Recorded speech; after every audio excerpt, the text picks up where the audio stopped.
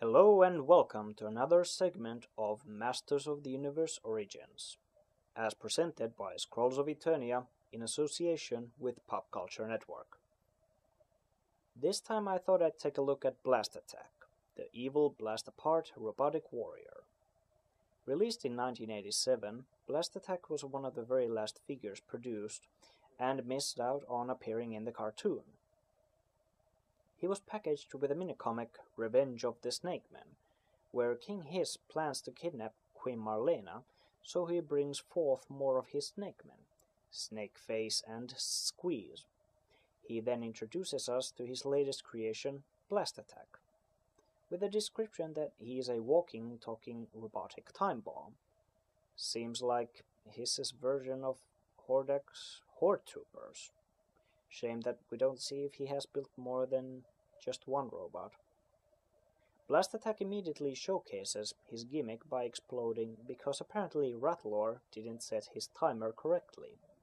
He keeps repeating the word tick between words and is able to piece himself back together, immediately indicating that his explosions don't cause any damage to himself.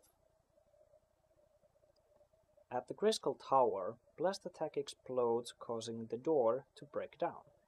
Snakeface then causes Adam and Extendar to be petrified as stone statues, and he and Squeeze go for the Queen, turning her into stone statue as well, and bringing it back to King Hiss. Prince Adam manages to turn into He-Man, break Extendar free, and realizes that the real Queen was hiding all this time. So he goes to the Viper Tower and frees Queen Marlena statue, revealing that it was the sorceress all along.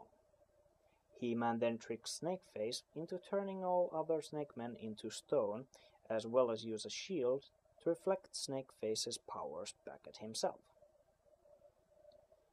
The story itself was a great addition to the saga of King Hiss and the Snake Men. The mini-comics at the time were starting to have stronger continuity, so it was very enjoyable. Now, let's take a look at Blast Attack's other origin, that comes in Marvel Comics made under the Star imprint, issue 7, titled Long Live the King. In the story, Skeletor calls upon the forces of evil, and with a magic spell summons two warriors from afar, Ninjor and Blast Attack. Blast Attack is quick to point out that he is nobody's slave, and tries to attack Skeletor. When Ninja intervenes and uses his sword, Blast Attack surprises him by splitting in two. He can control both of his halves and can now take care of both Skeletor and Ninja, but Skeletor calls upon the forces again, resulting with Scarecrow and Faker to enter the scene. Faker throws Blast Attack's half into itself, and afterwards Blast Attack doesn't question Skeletor's authority anymore. The sorceress, sensing the impending danger, goes to the royal palace where Adam excuses himself so that King Randor and Queen Marlena are left with Clampchamp. Adam changes into He-Man, but he and Orko are fooled by Scarecrow, thinking he is Skeletor, so they follow him. Meanwhile, Blast Attack and Faker attack the palace, and after Blast Attack briefly fights with both Randor and Clampchamp, they are fooled by Faker into thinking he is He-Man, who came to their rescue. At the same time, He-Man and Orko are ambushed by Ninjor and realize that it wasn't Skeletor they were following, so they head back to the palace with both evil warriors tailing them. In the end, there is a huge battle scene outside the palace, and Randor helps save the day. So, we have a mini-comic story where Blast Attack is a creation of the Snake Men, and a comic that has him come possibly from another world and working for Skeletor. Looking at the art on his card back, Blast Attack is fighting against the evil Horde, so he could be with either Skeletor or the Snake Men.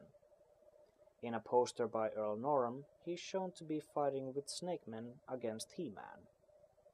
In Blade's card back, he is grouped with Skeletor's crew, and Blast Attack doesn't have a Snake Man logo like all the other Snake Men have on their cards. Also in Mattel's Style Guide from 1987, Blast Attack is grouped under the evil warriors and is said to have a short fuse. So, why did he appear as a creation of King Hiss and part of the Snake Men in the minicomic? One theory is that because at the time the Snake Men were the latest faction in the Masters of the Universe line, and Blast Attack was released in the same wave as Snakeface and Squeeze, so Mattel decided to simply add Blast Attack into the same comic that already featured the two Snake Men. So, there you have it. Those were the origins I could find for Blast Attack. One can always create a story that doesn't exclude one origin from another in his case. I mean, if Cobra Khan can work for both, then why not Blast Attack? I'm your host, Jukka, and I hope you've enjoyed the show.